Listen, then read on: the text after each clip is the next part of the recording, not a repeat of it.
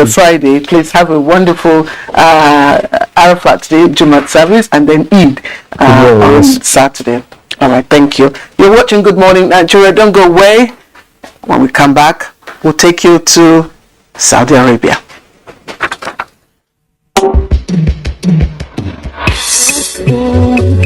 What are you waiting for? What are you waiting for? Millions of Nigerians have received COVID-19 vaccine. I have taken my own. What about you? We have taken our own. What about you? I am strong and healthy. What are you waiting for? What are you waiting for? We are strong and healthy. What are you waiting for? What are you waiting for? Go and get your job. The hospitals, churches, and the mosques. Go and get your job. Health centers, hurry up now. Don't be late. Go and get your job. Bye-bye, Corona. Bye-bye, Corona.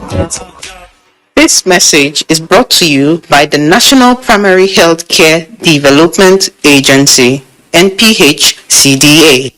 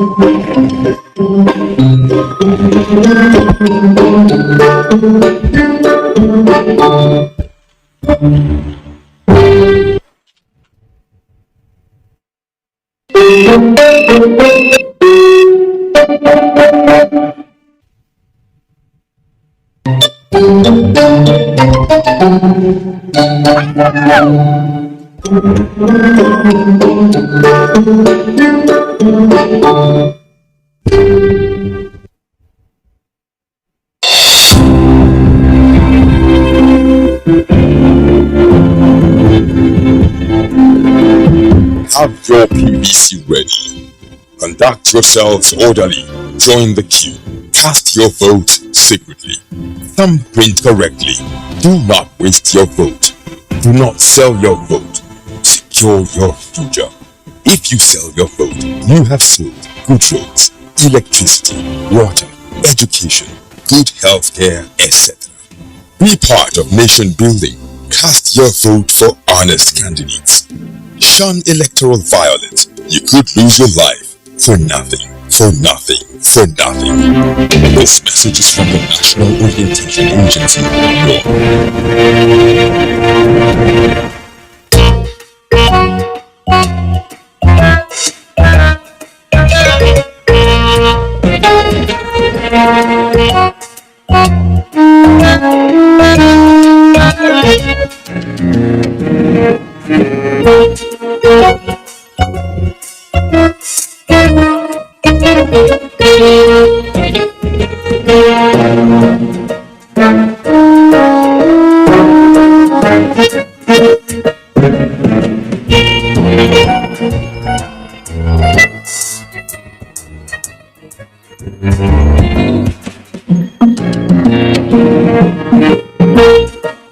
Use Smart Cash, the secure way to send and receive money, pay bills, and buy airtime and data. Dial star 939 hash from any network to get started. I beg, I want to open Smart Cash wallet. That's smart.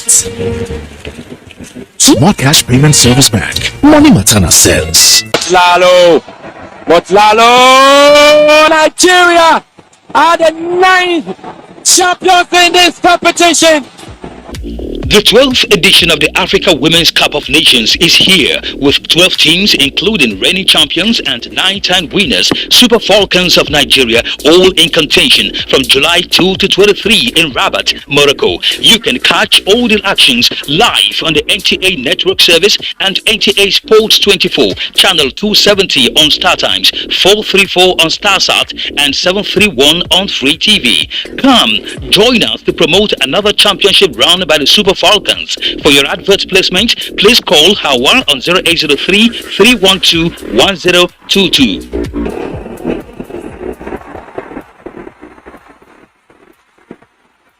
Africa Women's Cup of Nations, Rabat 2022.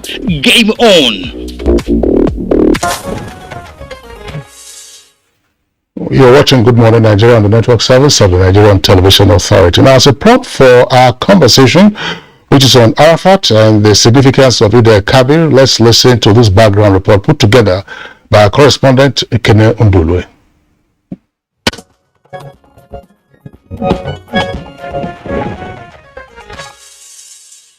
The annual Islamic pilgrimage to Mecca, known as Hajj, is the fifth pillar of Islam and is regarded as the holiest time of the year in Islamic calendar. The pilgrimage is a mandatory religious duty for Muslims that must be carried out at least once in their lifetime. Beyond the rites and traditions performed during this holy journey, Hajj bears great religious significance for Muslims all over the world, especially the climax of Hajj, known as the Day of Arafat. This falls on the 9th day of the 12th and final month in the Islamic calendar and is also the day before the major Islamic festival of Eid al-Kabir.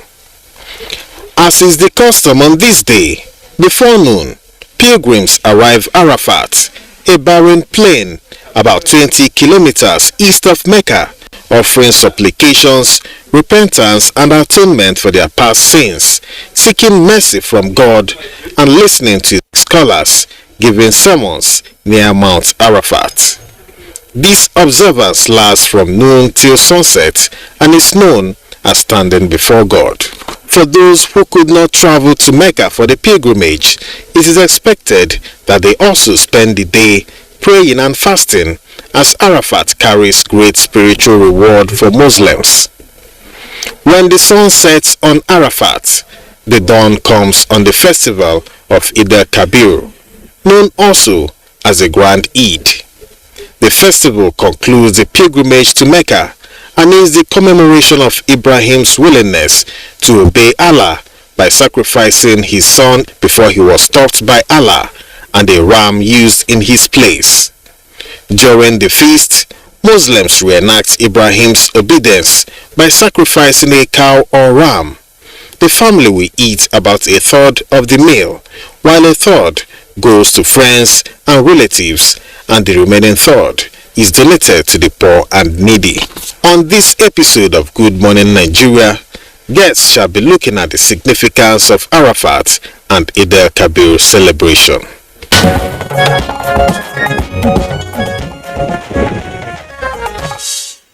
All right, thank you, Ekene Undulwe, for that background report. Now to discuss the topic, Arafat and significance of Eid al-Kabir. Let me introduce our guest here in the studio in Abuja, Imam Mustafa Agbariri.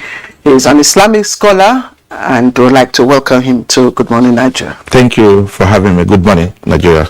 And also joining us from our network center in Jos, Plateau State, Sisters Ahmed Murtala Wasey, Secretary General of Al Amur Bil Ma'ruf Foundation.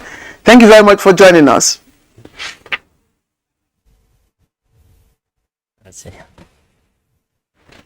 All right. We also have two guests who are joining us via Zoom from the Kingdom of Saudi Arabia. First, we would like to welcome Dr. Musa Olaofe, Chief Imam Ansaruddin Society of Nigeria, Abuja branch. You can see there are two images there on our screen. Well, I'm sure we're going to have a split screen later because this is tombstoning. With, as I said, Dr. Musa Olaofe, Chief Imam and Saruddin Society of Nigeria, Abuja branch, is one of the guests. Well, the other who is a guest is one of us, and that's Yusuf Umar, is the Nigerian Television Authority correspondent, who is also in the Kingdom of Saudi Arabia. Yusuf, Umar, I hope you can hear us clearly. If you can, let's begin the conversation with you and then bring in Dr. Musa Olaofe presently. Tell us what it has been like for Nigerian pilgrims who are performing this year's Hajj, considering that this is a unique experience since the COVID-19 pandemic.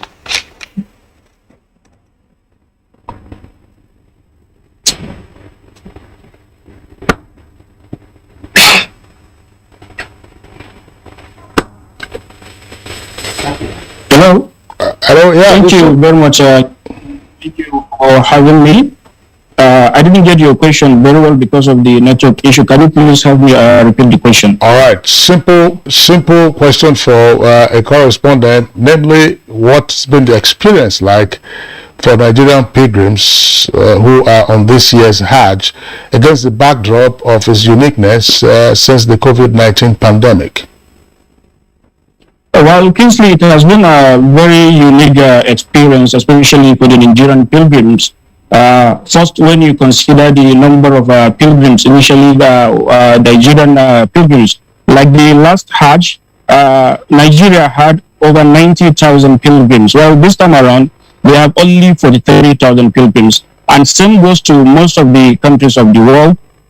Indirectly, it means that Nigerian pilgrims have there wasn't too much congestion in terms of performing religious duties for this year's Hajj, and that gave Nigerian pilgrims opportunity to pray hard for themselves, for their families, the nation, and for God to intervene in the present realities we are facing in our country.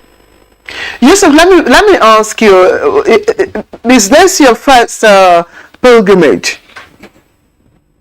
Yeah, clear. This is my first. Wow! Congratulations. Tell us, how do you feel?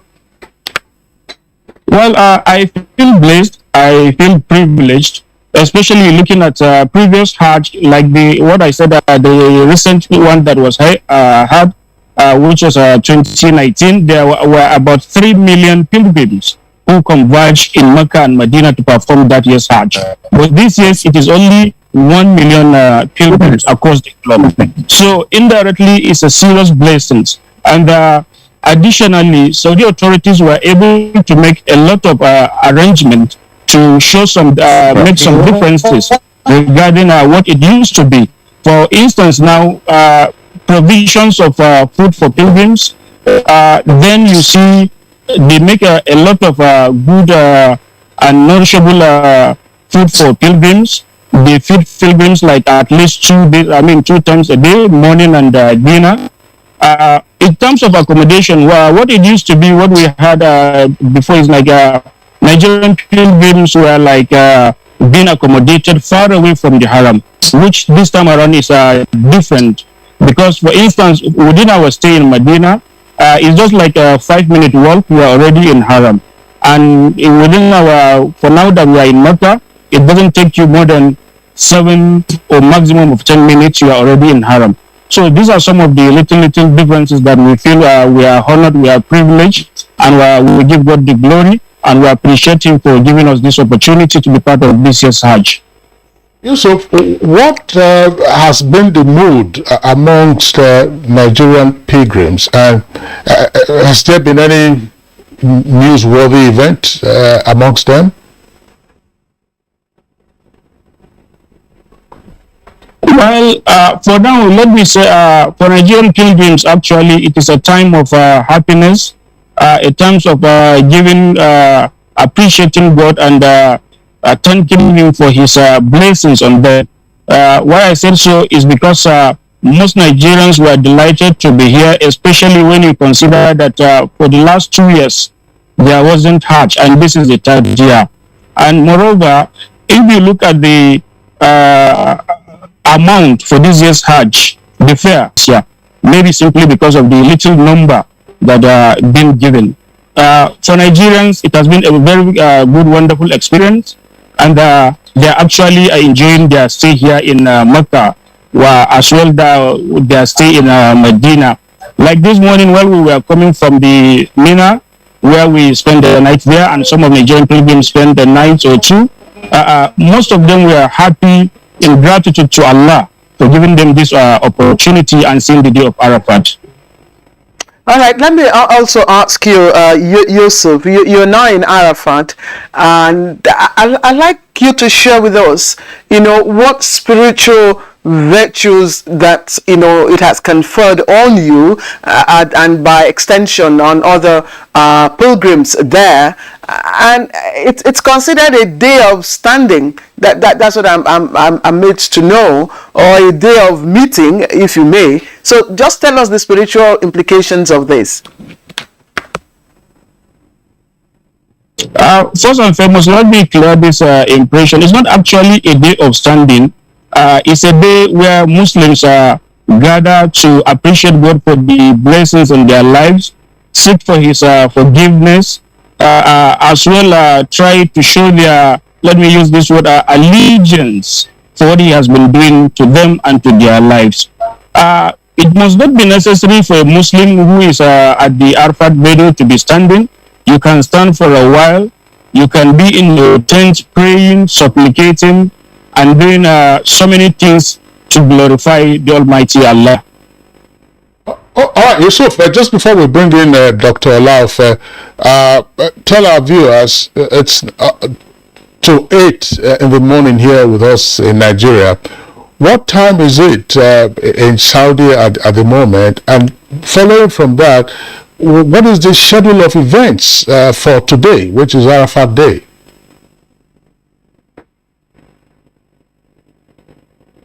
Okay, in Saudi Arabia now it's about 11 o'clock, 3 minutes to 11 o'clock, because we have 2 hours intervals between Saudi and Nigerian time. And for Nigerian pilgrims, they are also privileged to have today's Arafat as well being Friday, which is also a special day among the days in Islam. So they are scheduled first, any moment from now. Most of them started gathering at the mosque for the prayer, sermon and prayers, after which they will still continue with their supplications to Almighty Allah, and later in the evening pilgrims will move to perform their third rituals for this year's Hajj. Okay. There is also a provision that NACON has organized national prayer for Nigeria and Nigerians, especially regarding the circumstances we find ourselves. So there is going to be a special prayer later in the day, in the afternoon, and it is going to be it's organized by NACON, and it's going to involve almost all Muslims that are here, especially Nigerians in particular.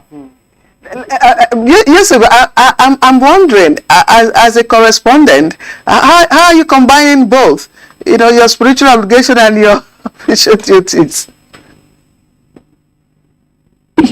Well, clear, it's actually a very challenging task, but as a correspondent, you have to be up and doing to ensure that one, you are able to perform the spiritual Hajj, as well ensure that you provided the expected services to the organization who you are representing here. So you can't take chances, leave any of the two. You must have to ensure that both the two were able to go as expected.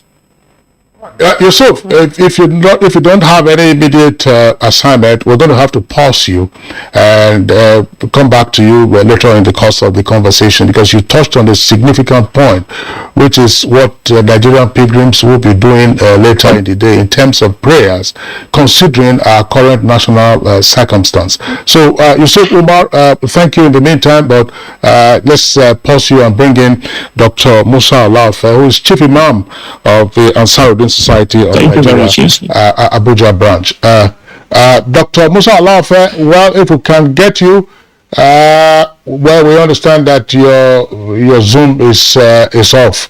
So let's go over to our Just Network Center. We saw him a while ago on the screen. Ustaz Ahmed Murtala Wase, who is the Secretary General of Al Amru Bil Maruf Foundation. Ustaz Ahmed, we are glad to have you on Good Morning Nigeria today. Just break it down for us. Why Arafat Day? Good morning. Thank you for having me. Alhamdulillah. Rabbi shrah li sadri wa yassir li amri wa ahlil 'uqdatan min lisani. Assalatu wassalamu ala Rasulillah. Alhamdulillah. Today is Arafat, the 9th day of Zulhijjah. It's a very important day in Islam. In fact, there is a hadith narrated by Abu Dawood. The entire message and practice of Hajj is narrowed down to this day. Alhamdulillah. There are different dimensions to look at, from which to look at the significance of Arafat and Eid al-Kabir, but particularly today, I'm going to be focusing more on the economic dimension of the significance of Arafat and Hajj entirely. If we look at it, it's quite very few you see documentary focusing on that aspect, and the world stands to gain huge opportunities, which is already many look at it as if Saudi Arabia is the only country that gains from this, but it's a global impact economic wise. From my professional practice as a migration economist, I see Arafat having impact on the entire aviation industry in the world. If you look at the data, international passenger traffic data from IATA International Transport Association, you can see the reason Saudi Arabia is having about 46 million traffic of international passengers and the data of 2019. And when you compare Saudi Arabia with other countries like Egypt and Oman within the Middle East region that are having 11 million and 13 million respectively, you can understand why Saudi Arabia is having that large number of international traffic, which is quite impactful economic-wise for the country and for the entire aviation industry. We see the multiplier impact for Boeing, which is a manufacturer of airline and other airline manufacturing companies. Coming down to our countries in Nigeria, we're having over 43,000 pilgrims attending Hajj this year. If you look at the impact of this operation locally, from airline operators to airline staff and other smaller businesses working at the airport and within the Hajj and Umrah operations, it comes with a lot of economic benefit. We'll be looking at this later on, and I also look at the social impact of this, which are going to derive from the last sermon of the Prophet, peace be upon him. It is very, we are talking about the significance of Arafat and Hajj and Eid al-Kabir. We focus on these things. They are very important and topics that attract the attention of the world. We look at a few themes from the khutbah, the last Prophet, peace be upon him, the issue of gender, where he emphasized on the rights of women. We also look at the issue of discrimination, where he specifically mentioned that human beings are equal and we should treat all human beings regardless of their race with dignity. I also emphasize on the importance of reconstruction of interpretation, where in the last few sentences of his sermon he said that he prays that may the last generation understand his message much better than the present and people who were present when he delivered the sermon. This is an opportunity for us to understand that it is possible for us to reconstruct and redefine the interpretation of the message in a sermon. It will go a long way to add value to humanity as a whole. Thank you very much. Right. Ustaz Ahmed, thank you very much for your response. Very interestingly, you touched on the economic perspectives that should also be considered in evaluating the whole idea of the pilgrimage and Arafat and all that. There are issues you raised there. We will seek to interrogate them going forward. But let's come back to Abuja studios. Imam Mustafa Agbariri, an Islamic scholar. We've kept you on pause. You listen to our correspondent Yusuf Umar, who's right there in Mecca, and of course our other guest, Ustaz Ahmed in Jos. But we're still having the Zoom issue with Dr. Musa Alafe. I'm sure once our engineers are able to get him on a better bandwidth from his end, then it will be easier to also get his perspective. But I would like to repeat the question I posed to Ustaz Ahmed a moment ago. Why Arafat? Thank you for the question. Alhamdulillah Rabbil Alameen. Let me join Malab Yusuf in congratulating him for being part of this year Hajj. It's a special day, Arafat, Arafah commemorates two things. Number one, it stands and signposts the Hajj itself.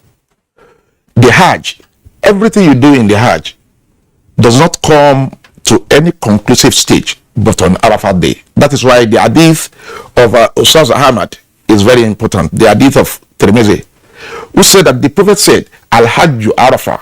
Hajj itself is Arafah.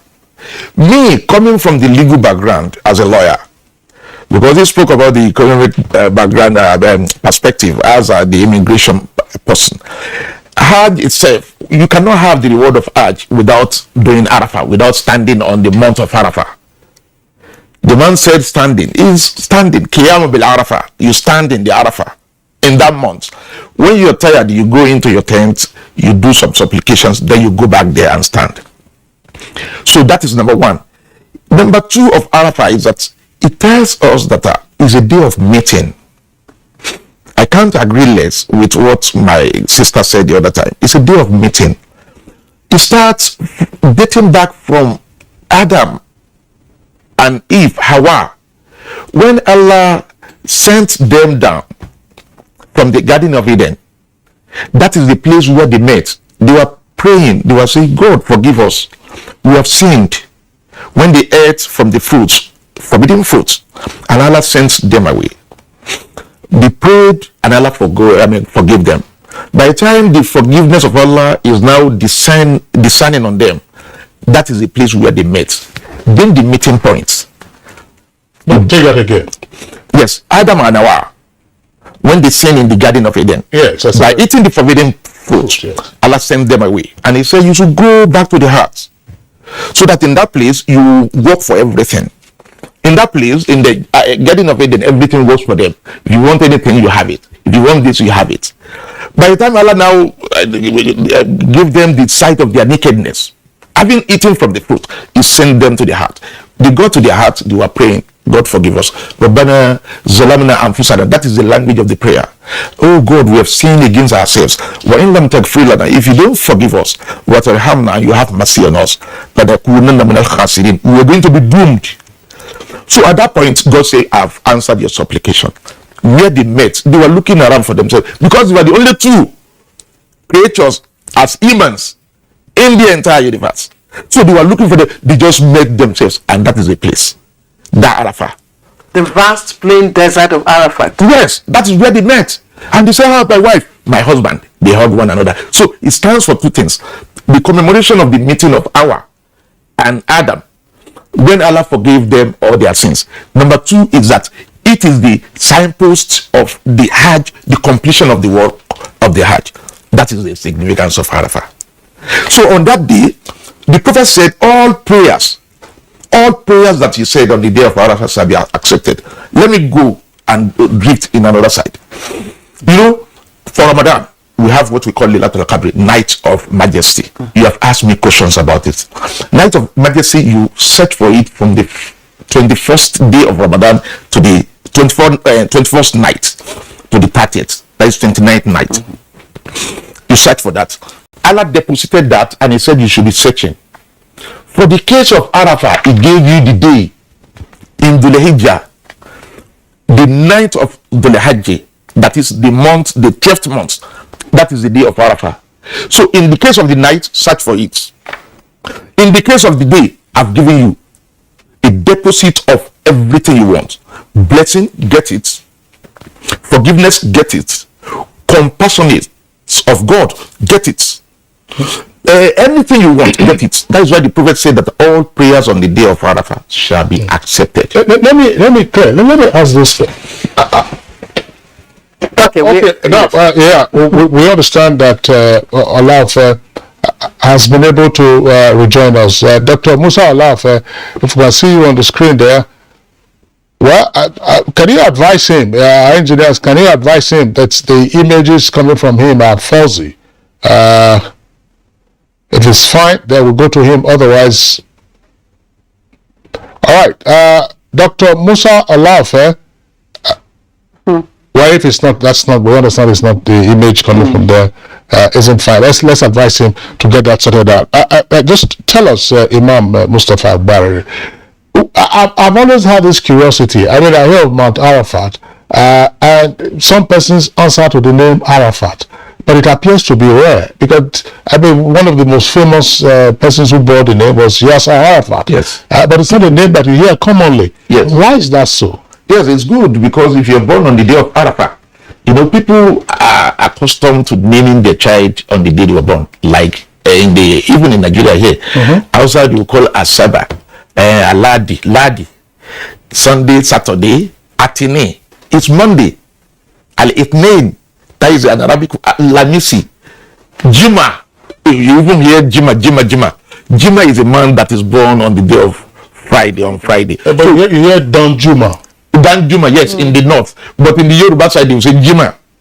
Because that is how they call the day of Friday. Okay. So, if you're born on the day of Arafat, people will say, oh, I have a child on that day. Let me name him that. In fact, I've seen my brother's child named after Makkah.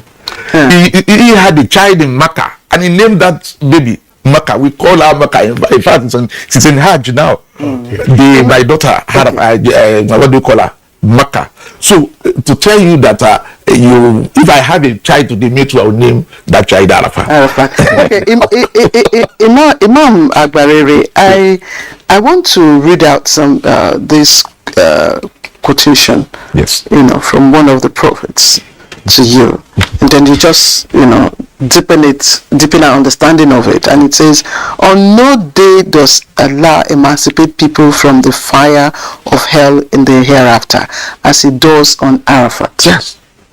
Honestly, it's a day of emancipation from shackles of Satan. That is why it is prescribed by way of recommendation that we fast on this day. I'm fasting, and I expect my brothers, in fact, Mr. Kisley, should also be fasting today so that you earn it. If you have taken anything, continue to do it now. It's a day of emancipation. Every prayer, according to the prophet, the other hadith says that every prayer said on the day of Arafah will be accepted, will be granted immediately, just like what we have on the night of majesty. Now, that boils down to the problem we are having in this country. And that makes me so more happy with what they told me that the Hajj Commission is organizing the prayer. Nigeria should benefit more from this day. We should emancipate ourselves from the shackles of hell. In fact, we have hellfires already in Nigeria now. What I mean by hellfire, a lot of security challenges. That's a metaphor, yeah. It's a metaphor. Security challenges. Today, Nigeria should tap into that blessing and go by this hadith that I wish anybody that prays on this day shall be emancipated from the hellfire. We should try to imbibe the culture of prayer. In fact, we should laugh. If I were to be in the ends of the affair, I would say, oh, today I want all Muslims to go in a national prayer for the nation so that we get emancipated. But couldn't that be organized in the respective, today's a Friday, yes. Now, couldn't that be organized? Especially, I like that. Arafah now coincide with Friday. Yes. Congregation in the month of Arafah and congregation in the respective mosques worldwide the country, yes. It's a very, very important day. But this emancipation, again, because part of that hadith says, near does He draw them, that's the pilgrims upon Arafat. Yes. It's conferred only on the pilgrims. No. You see, in that place, we have 4 dimensions to it. Number 1, they'll be saying Labbaika Allahumma Labbaika when they are in Hajj. And we will be saying our respective prayers in Nigeria. What they are going to do tomorrow is what they call the sacrifice of tomorrow is Adaya. Hadia. We will be doing what we call they will be doing Hadia. We will be doing Dabu. We call it Dabu. Another sacrifice. So the nomenclature of what they do there is different to what we do here. Of course, we are not standing in the month, but we join them. If you join them, you also earn the reward of what they earn in that place. That is what I mean by distinguishing the hadith that you just quoted. All right, Imam Mustafa, again, let's pause you and return to our correspondent, Yusuf Umar. whose Zoom connection is quite stable, and we've had him. We earlier paused him. Yusuf, lead us into the planned special prayer session by Nigerian Pilgrims later today. And what are the conditions precedent to those prayers? Because Imam Mustafa here in the studio is telling us that it helps. I mean, if you are fasting and therefore your supplication goes straight to the Almighty, who in his beneficence and benevolence, as always, would answer our prayer. So what are we expecting from Nigerian Pilgrims today in terms of the special prayers being organized on behalf of the country and all of us?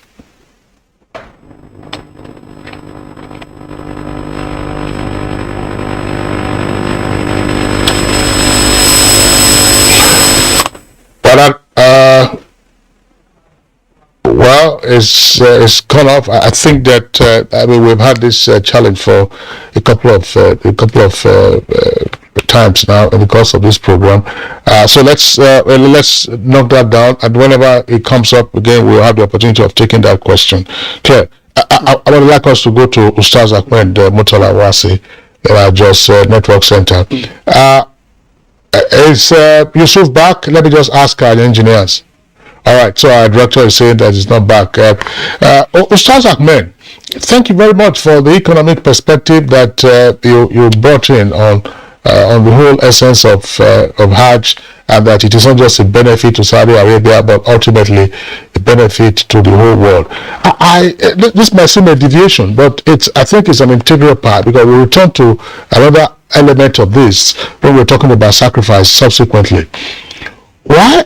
When you have millions of pilgrims congregated in one location, you talked about flights, you talked about movements and so on and so forth, logistics, which is good, but we also know that those millions of pilgrims will be need to feed on a daily basis throughout the Hajj operation. And then in the course of making the sacrifices tomorrow, they would need the rams.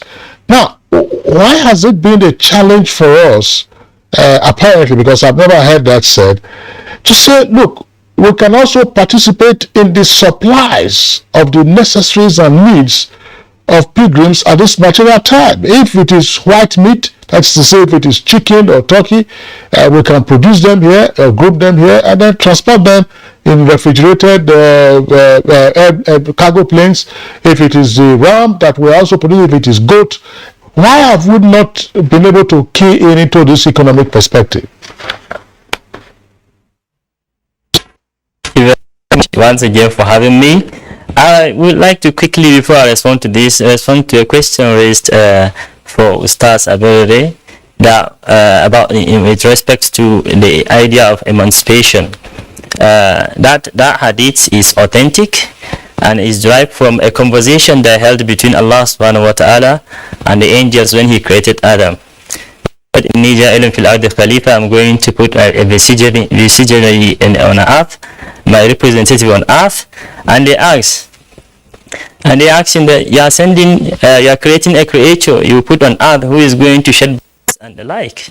And Allah subhanahu wa ta'ala told them that he knows more. Don't know. يعني سنجعل في آل خليفة قالوا أتجعل فيها من يفسد فيها ويسفك الدماء ونحن نسبح بحمدك ونقدس لك قال إني أعلم ما لا تعلمون. I know that which you do not know. And with reference to this, that on the day of Arafat, Allah subhanahu wa ta'ala will inform the angels, and that conversation will be recalled, that look at them in submission and obedience to me. From 2020 till date, has recorded more than 2 million participants.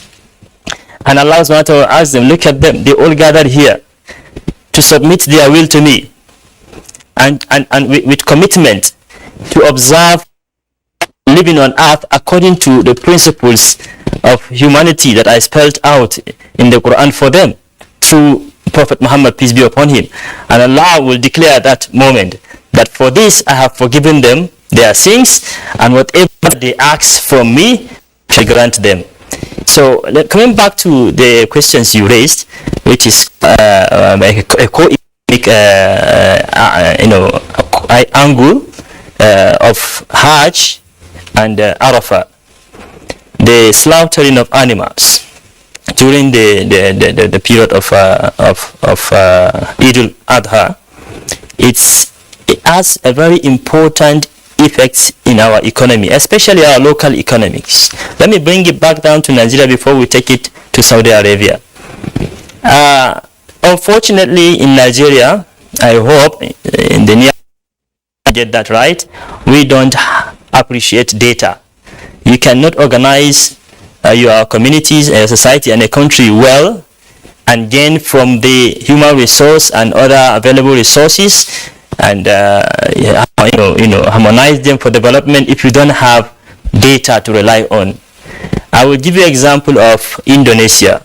On the 29th of last month, June, the director of livestock for Indonesia, Dr. Hezbollah, announced that Indonesia 2.3 million livestock to be used for the Eid al-Adha slaughtering. They don't need to import much. They are only going to import. They can raise 1.6 million from within the economy and import the remaining part of the livestock they need for the activity from nearby countries. Bangladesh every year would import more than 4 million cattle for the purpose of this pilgrimage.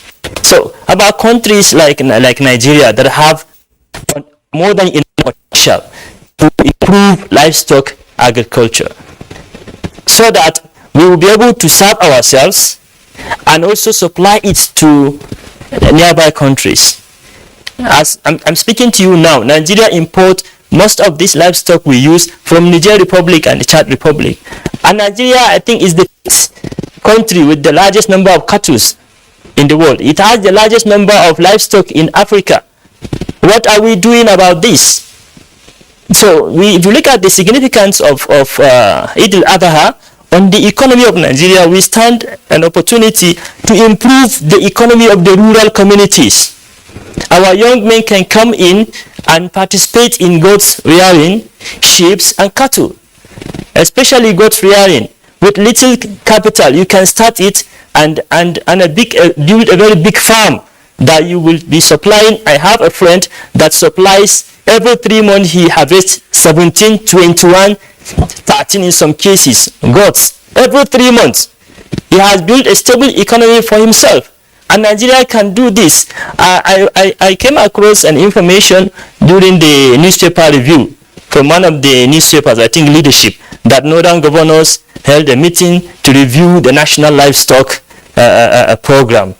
I'm happy to hear this, but I hope they will do it right. We have to have reliable data, collect data, and you can do this easily by involving religious institutions. I know during the Eid al-Adha, the religious institutions have a practice of collecting the skin of the animals, which is another aspect of the economy. In Bangladesh, they import 4 million cattle every year for the Eid al-Adha, and then more than 60 comes from the leather skin, from the skin they collect during the Eid al-Adha activity. You can. I'm sorry, we'll have to contend with these fluctuations in our connection today. Do bear with us. Let's bring in Dr. Musa Olaofe. Hopefully his connection is clear. Thank God his connection is clear. Chief Imam Ansaruddin, Society of Nigeria, Abuja branch, but is joining us, of course, via Zoom from the Kingdom of Saudi Arabia. Dr. Olaofe, thank you once again for joining us. Let's quickly gain on time and ask you to give us an insight into the virtues, or if you may, the significance of this last 10 days, during this pilgrimage, especially the days considered to be the odd and the even days.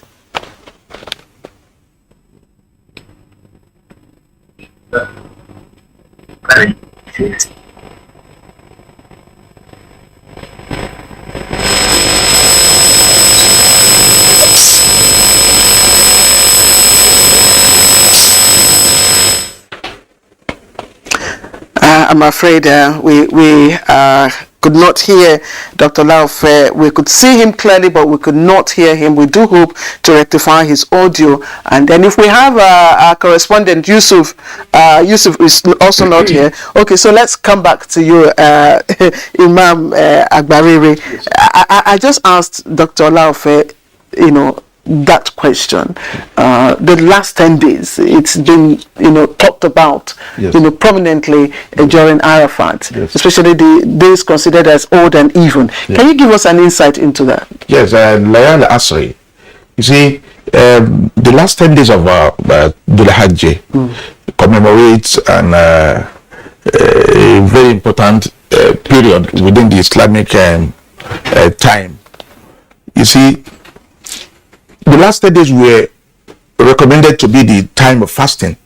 That is number one. You fast this last 10 days. When you fast in the last 10 days, your sins will be expiated. Sins of 2 years past and that of the 2 years to follow. Meaning that God has given you the latitude. Okay, Imam, yes, please let me pause here, yes, and then again we were told that our connection with Dr. Laofe is clean. Dr. Laofe, yes. Can you hear me? Yes, I'm hearing very well. Oh, fantastic. Thank you. So I asked earlier on for you to give us an insight. It's a question that Imam Agbariri has started answering. But being there, just tell us about the odd and even days within the 10 days of this pilgrimage.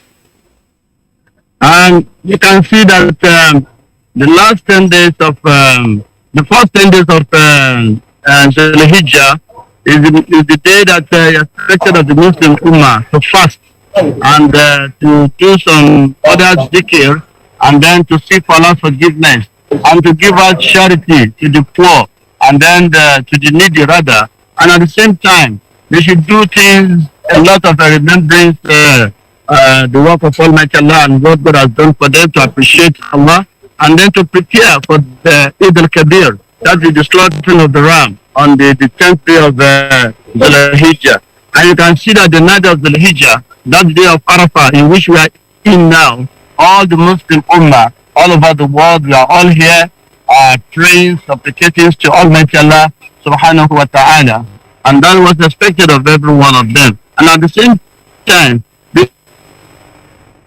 you do it in such a way that Almighty Allah is pleased with them and they will be very happy with whatever they are doing here. And you can see even Nigeria, we are really conducting ourselves very well here. They are really doing it, they are praying for the country. They are doing a lot of things that Allah is so pleasing with us and we are so happy with it. Well, Dr. Laofe, thanks. You just mentioned, among other things, that Nigerian pilgrims are happy. They are also praying for the country. Earlier, our correspondent, Yusuf Umar, did indicate that there will be special prayers today by Nigerian pilgrims for all of Nigerians and our country in particular against the backdrop of current challenges that we are facing. What do you know about this special prayer session coming up later today? Well, Nigerians are ready. All states of the Federation, they've all organized that prayer and they are doing it. Even it is not until when anybody is telling them. Every 5 daily prayers we do remember Nigerians in our prayers. And then the circumstances in which we find ourselves, nobody is happy with it. And we know that this is the best place for us to move closer to Allah and supplicate and tell Allah our challenges, how we can be able to solve this problem for us. And Nigerians are ready, and the prayers is going on everywhere. When we are at Muna yesterday, we did it. When we are at the Medina, we did it. And at the Arafat now, the prayer is still going on. As we are praying for ourselves, we are praying for our country, Nigeria, to survive with all these challenges. That's fair. As you said earlier, most Muslim Ummah are all in performing the Hajj at the moment. Of course, you're at the Arafat at the moment, clad in simply white, cloth. Speak to us about the significance of this white robe, and perhaps hazard a guess why it's difficult for especially our leaders who are at the moment performing the Hajj, to apply the memory of what this represents in their daily activities here? Now, you can see that we are all the same now. We wear the same cloth, white and without fines, without cap, without anything, to tell us that we are all equal before Almighty Allah subhanahu wa ta'ala. And then if anybody you want to see, you see them freely.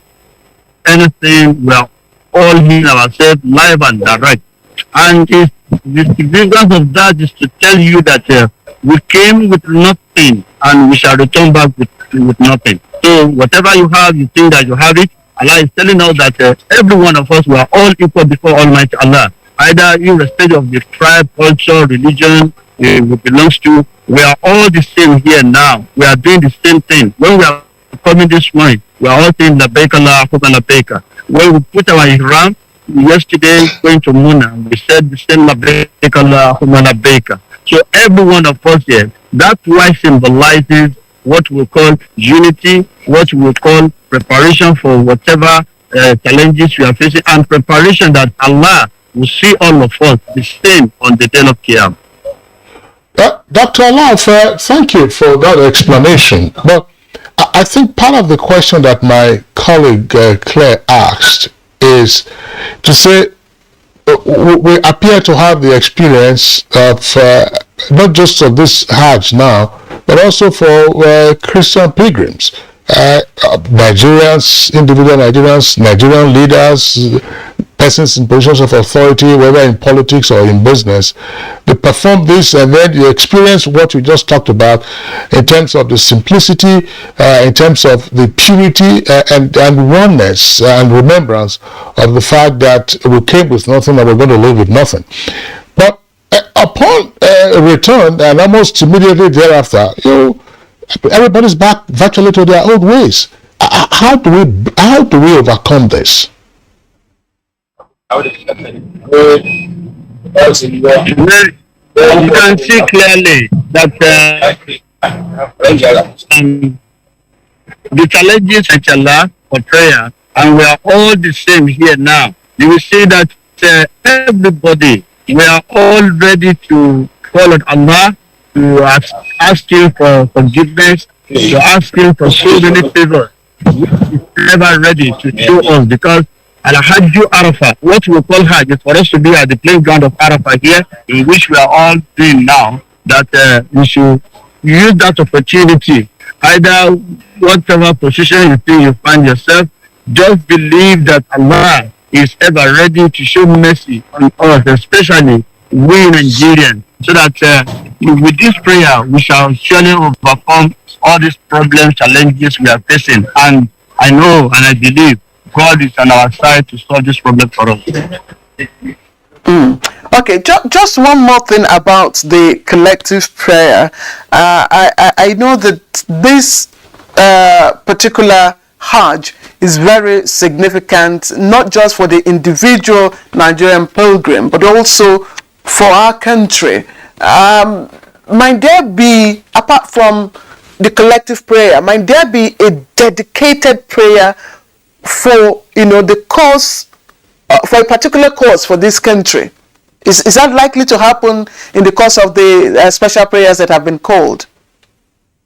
Yes, we from FCT, for example, we have decided that we must pray, we must dedicate a particular day for Nigerian to pray for this country, so that well, I don't know of other states, but we from FCT, we are doing that, and we are ready to do that. And I'm telling you that even our Minister of State is here with us. The all other members of the National Assembly were all together here. In fact, they were even right from our bus when we are coming. They even reminded us that please put Nigeria in your prayers, because we need it at this crucial period. We are here when this issue of today prison attack occurred, and then we are not happy with what is going on. So with that, we have dedicated a particular day today in Arafat, and when we even leave Arafat, we'll keep on doing that thing for Nigeria. And I believe that before we come back to Nigeria, many good things will happen in our country. All right. Clear. That's Dr. Musa Allah. Thanks for the stable connection that enabled you to respond to our questions. We're going to have to take a short break now, and when we return from the break, we'll continue with the conversation. We do hope that we're able to get your good self and our correspondent Yusuf Umar back so that you can take a few of our questions before we wrap it up on this program. It's Good Morning Nigeria. We'll take a short break.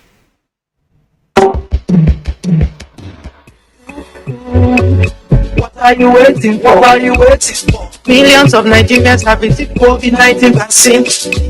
I have taken my own. What about you? We have taken our own. What about you? I am strong and healthy. What are you waiting for? What are you waiting for? We are strong and healthy. What are you waiting for? What are you waiting for? Go and get your job. The hospitals, churches, and the mosques. Go and get your job. Health centers, hurry up now. Don't be late. Go and get your job. Bye-bye, Corona. Bye-bye, Corona. This message is brought to you by the National Primary Healthcare Development Agency, NPHCDA.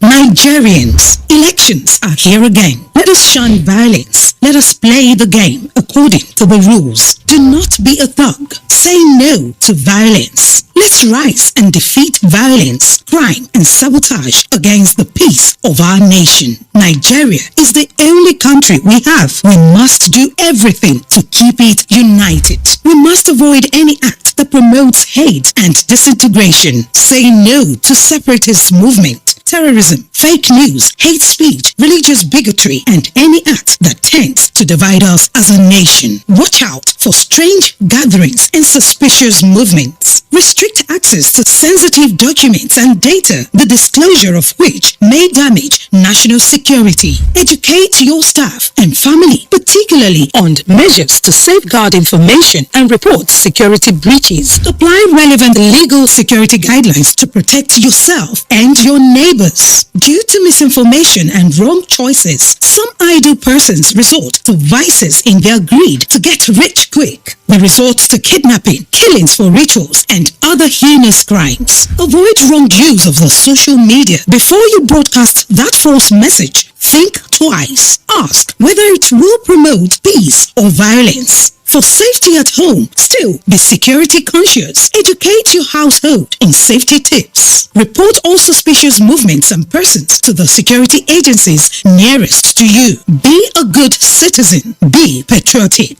To pass security information, please call 0813-222-2105, 0915-339-1309, 0908-837-3514, or send a mail to dsspr@dss.gov.ng. This message is from the Department of State Services, DSS.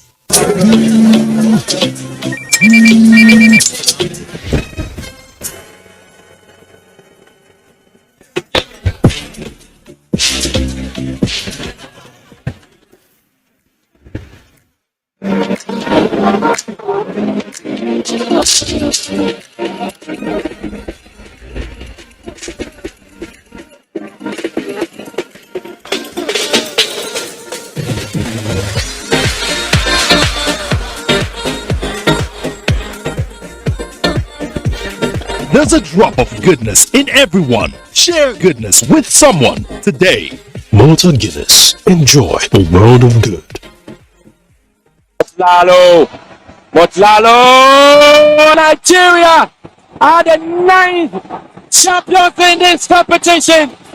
The 12th edition of the Africa Women's Cup of Nations is here with 12 teams including reigning champions and 9-time winners, Super Falcons of Nigeria, all in contention from July 2 to 23 in Rabat, Morocco. You can catch all the actions live on the NTA Network Service and NTA Sports 24, Channel 270 on Star Times, 434 on Starsat and 731 on Free TV. Come, join us to promote another championship round won by the Super Falcons. For your advert placement, please call Hawa on 0803 312 1022.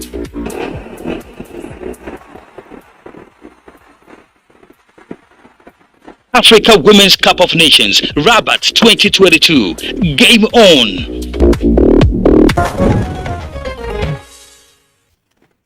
You're watching Good Morning Nigeria, still on the network service of the Nigerian Television Authority. Let's return to our studios and bring in Imam Mustafa Abari, an Islamic scholar and also, of course, a lawyer. Imam Mustafa, the other aspect of it beyond Arafat Day has to do with the sacrifice of the ram that is also associated with the Eid al-Kabir festivity. Now, in a sense, that has become a metaphor for what Ibrahim did in seeking to obey the call to say, look, get your most precious and sacrifice him. But at the point at which the sacrifice was to be made, the Almighty substituted it with a ram.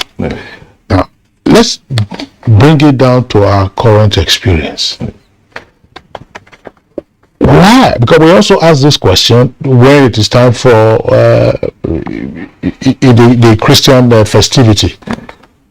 Why is it, as it were, very challenging for us as human beings, and particularly as Nigerians, to step forward with that which we consider most precious and sacrifice it?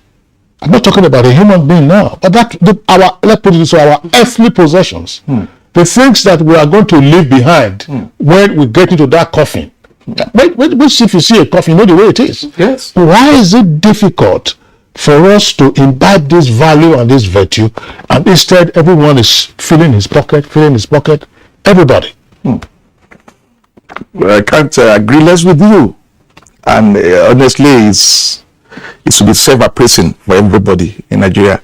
You see, I always say this anytime I come around, that in this country we profess to be religious, but we're not practicing the religion. We only claim as religious people as we are. Now, everything that we have in our religious life has come to tailor our life in a better shape. But the reverse is the case. See Ramadan, for instance, has come to teach us perseverance.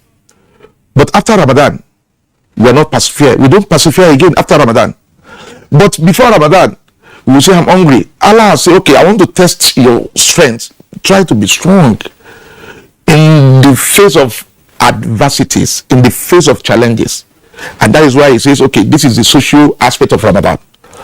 Another social aspect of it, give charity to people. But immediately we finish fasting, you see people eating, devouring again. That is the same thing with the issue of the Prophet Abraham that he just told me now. It's a trial that Abraham passed. He passed the test. But we are pretentious. We pretend so much. In fact, if God says, give me that which you beloved most, that which you like most, that which you treasure most, we will say, okay, we want to do it. But deep inside us, we will not do it. We're hesitant. We are hesitant. Prophet Abraham has been asking Allah, give me a child that will be my heir. And Allah gave him. Immediately Allah said, okay, it is that same child I want to take. And he had this thing in a dream. When he has it in the dream, and you know the dream of the prophets will come to pass, he said, well, my child, I want to sacrifice you. This is what Allah said. See the child too. Another example that we should also learn to imbibe. The child said, oh, Father, satajidni insha'Allah min as-sabirin. If wal ma tumar, do that which you are ordered.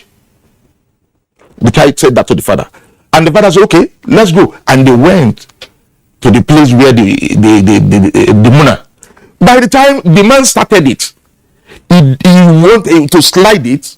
At the point of sliding, that is when God said, okay, I'm giving you a ransom in the place of that. So what I'm saying is this: we are not sincere. There is no sincerity of purpose. Why? I don't know. It shows maybe our social life had beclouded us from the religious perspective. Immediately we do away from the mosque. When we get out of the mosque, we throw away the garments of religiosity, and we take over the garment of Nigeria in us. Maybe it's just societal pressure. But let's case now.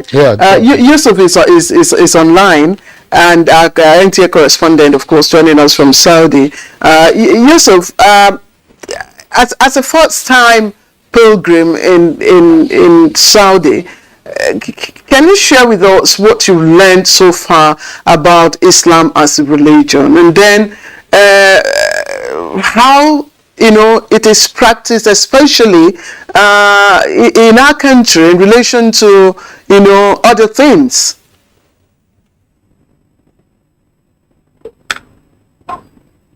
Well, clear. If you are looking, talking from that perspective, that bond of unity, especially here in Medina and let me say Saudi Arabia in general, where Muslims come across from across the globe. Most of the people you meet here is always Salamu Alaikum, meaning peace be unto you, peace be unto you, peace be unto you. And each other is celebrating his brother by having that privilege. And one important thing that I want to share with you people is that we are indeed blessed as a nation. Most of once they see a black person here, they will start celebrating him. Nigeria, Nigeria, Nigeria. That shows that we have a kind of cordial relationship as a nation between us and most of these countries in the world.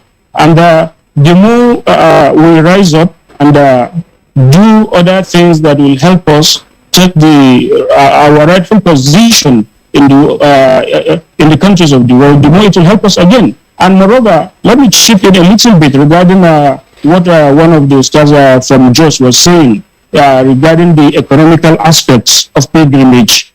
It might surprise you people that most of the food that is being given to the pilgrims here in Saudi Arabia is being supplied from Nigeria, meaning it is our normal local food, the normal true, the rice, and the rest. And when you look at that helped them a lot by not forgetting the home. They were able to get what they usually eat at home, and it also helps them. They get a complete balanced diet. They didn't get something that is out of what they usually use as food, which might cause some kind of problem with their health.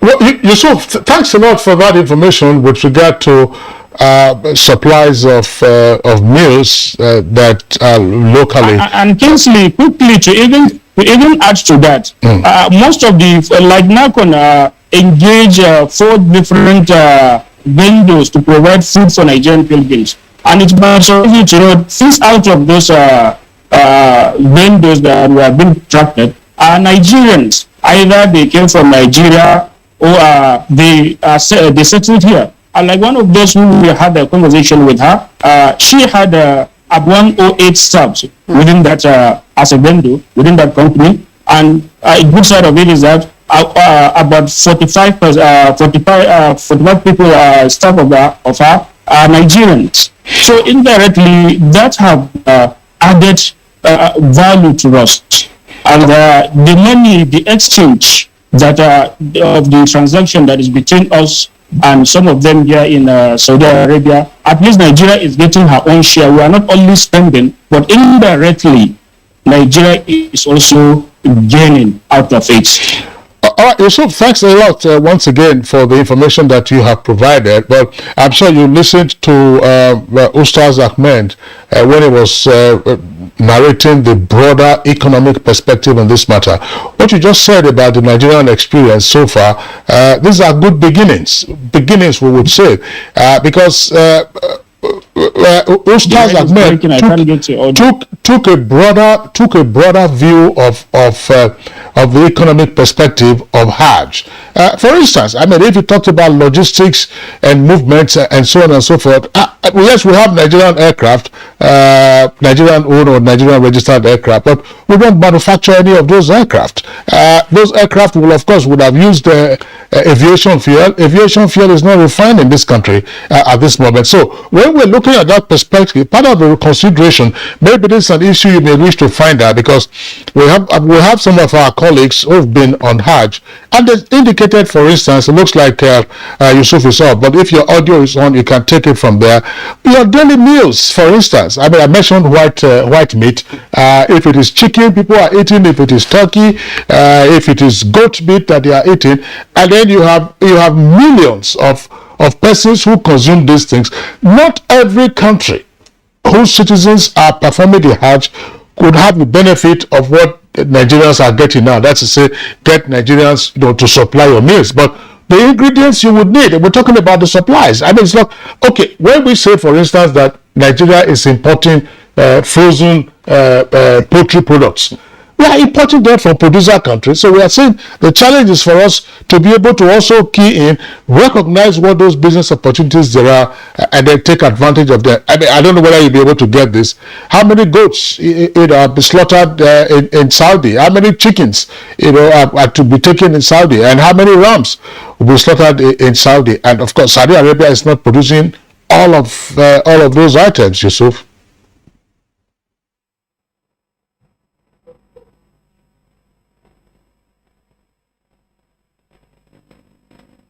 Right. Yusuf, I'm sure he heard that, so he could probably take that as one of his take-home assignments. Yusuf, let that be one of his take-home assignments. When he comes back, we'll have more reports from him.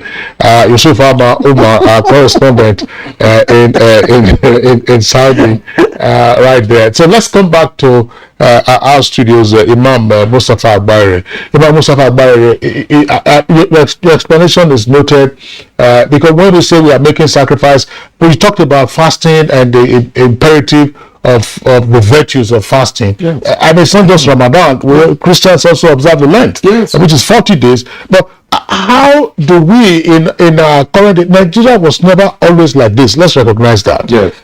There were times when this country worked. There were times when you were your neighbor's keeper. You were your brother's keeper. There were times when you were good neighbors. Yes.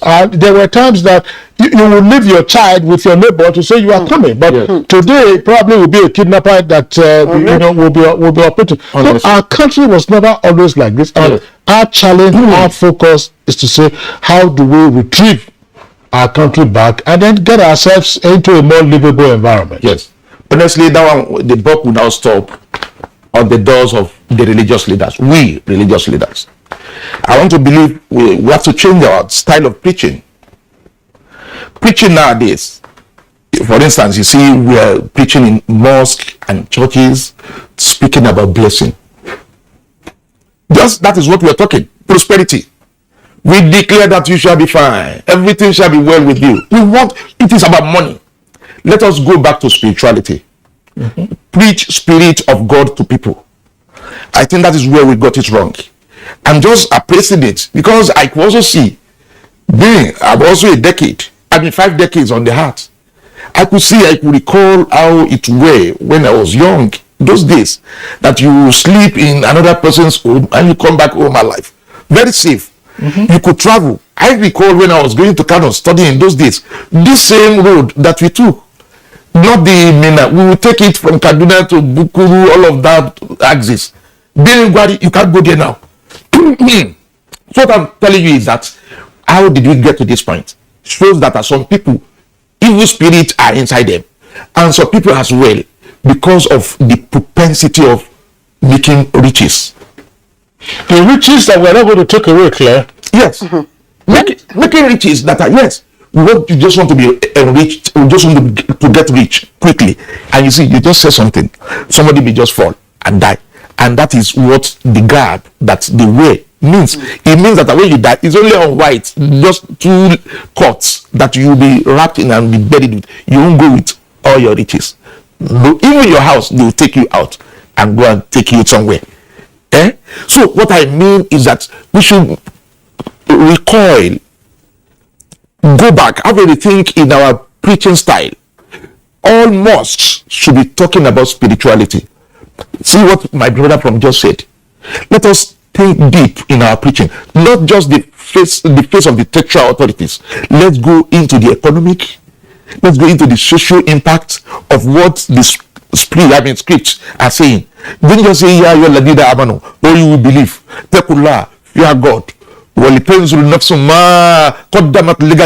Every soul should be thinking of what you prepare for his tomorrow. No. Go into fear God. What is the meaning of fear God? Don't harm your neighbor.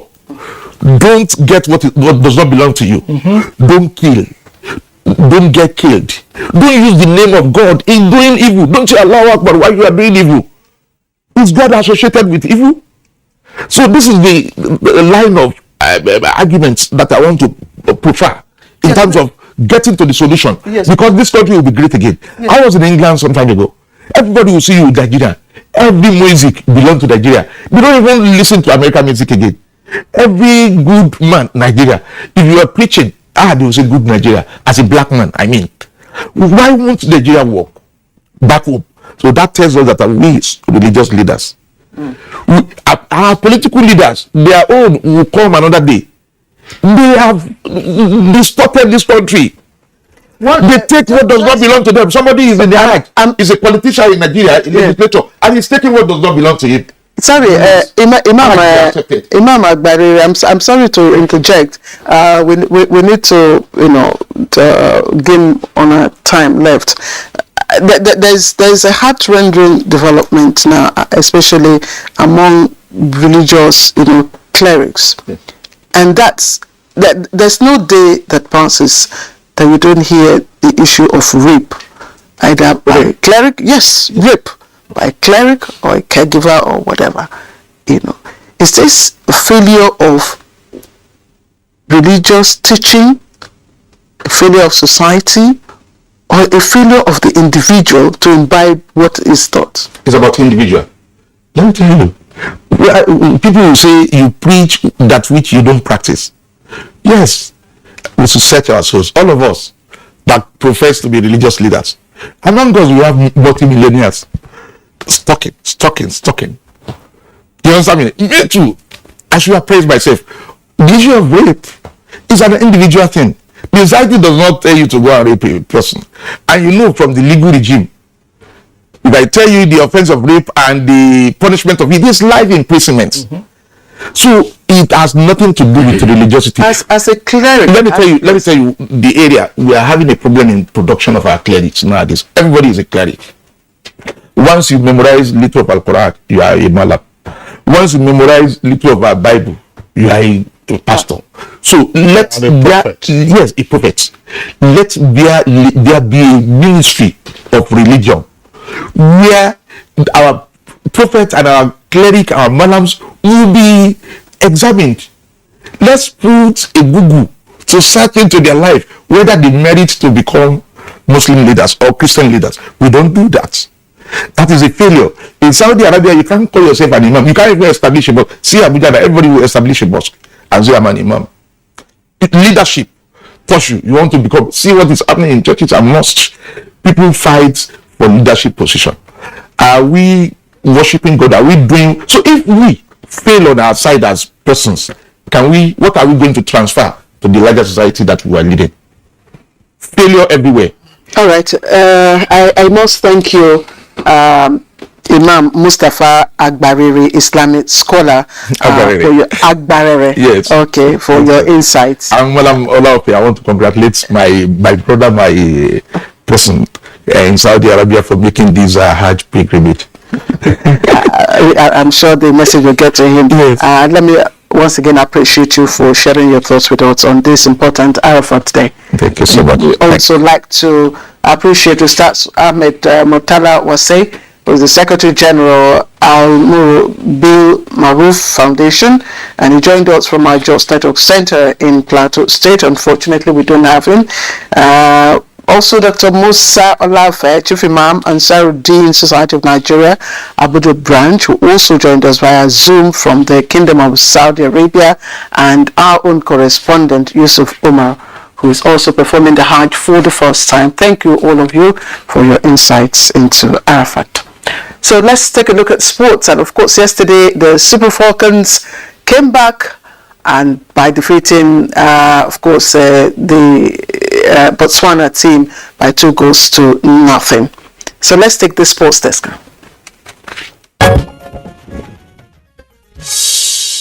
The Super Falcons bounced back from the defeat to South Africa by seeing off debutants Botswana 2-0 in their second Group C game at the ongoing WAFCON on Thursday. The Falcons lost the early exchanges, but their persistence eventually paid off in the 21st minute through Onu Omonu, who ran on to a super pass from Halimutu Ainde before poking the ball past the unrushing Botswana keeper. Before the start of the second half, the Falcons made their first change with Christy Ochebe replacing Rita Chukwuelu, and it proved to be a perfect introduction as Ochebe rose highest to head home from a corner by Payne to make it 2-0 in the 48th minute. Goals in either half from Ifeoma Ono-Omono and substitute Christy Ochebe secured the 9-time champions their first points of the tournament. The win means the Falcons go second in Group C and will face Burundi in their last game on Sunday, while Botswana face already qualified South Africa. And in tennis, history makers Ons Jabeur and Elena Rybakina will meet in the Wimbledon final after the pair claimed impressive victories in the last four. Tunisian third seed Jabeur became the first Arab and African player to reach a Grand Slam singles final with a 6-2, 3-6, 6-1 win over Tajana Maria. Rybakina then became the first singles player from Kazakhstan to reach a major final with a 6-3, 6-3 dismantling of former champion Samina Halep. All right, let's take one of the segments just before we call it time on today's edition of the program. Former Prime Minister Abe was shot at around 11:30 a.m. in Japan's western region of Nara. Chief Cabinet Secretary Hirokazu Masuno told reporters. One man believed to be the shooter has been taken into custody while the condition of former Prime Minister Abe is currently unknown. Local media, including national broadcaster NHK and the Kyodo News Agency, said Abe appeared to be in cardiorespiratory arrest, a term often used in Japan before a feared death can be officially confirmed by a coroner. The attack on a man who may be Japan's best-known politician comes despite the country's famously low levels of violent crime and tough gun laws, and with politicians campaigning ahead of upper house elections on Sunday. Abe, 67, had been delivering a storm speech with security present, but spectators were able to approach him fairly easily. In another development, U.S. Secretary of State Antony Blinken and Russian counterpart Sergei Lavrov joined their colleagues for the start of day-long talks, with Washington seeking to gain support from the world's top economies to pressure Moscow over the invasion of its neighbor Ukraine. In comments to open the meeting on the resort island of Bali, Indonesian Foreign Minister Retno Marsudi urged the conflicting parties to end the war sooner than later and settle their differences at the negotiating table rather than the battlefield. While in Bali, Blinken will also seek to reopen dialogue with Beijing in talks with his Chinese counterpart Wang Yi, the first in months after tensions strained over issues including Taiwan. The G20 meeting is looking to tackle the war's impact on security, as well as the economic recovery from the coronavirus pandemic and the ravages of climate change. And that's it on Good Morning Nigeria for today, Arafat Day. It would be good to say Baraka de Salah to all our Muslim brothers and sisters. We will be here tomorrow, Saturday. And from me, it's goodbye. Well, just to clarify, we are not here tomorrow, Saturday. Tomorrow is Saturday. No, today is Friday. Tomorrow is Saturday. Good Morning Nigeria runs Monday to Friday, 7 to 9. Monday and Tuesday next week, public holidays, but Good Morning Nigeria will return on those 2 days, 7 o'clock usual time. Barka the Salah for everyone out there. Enjoy yourselves, but remember the lessons of the season.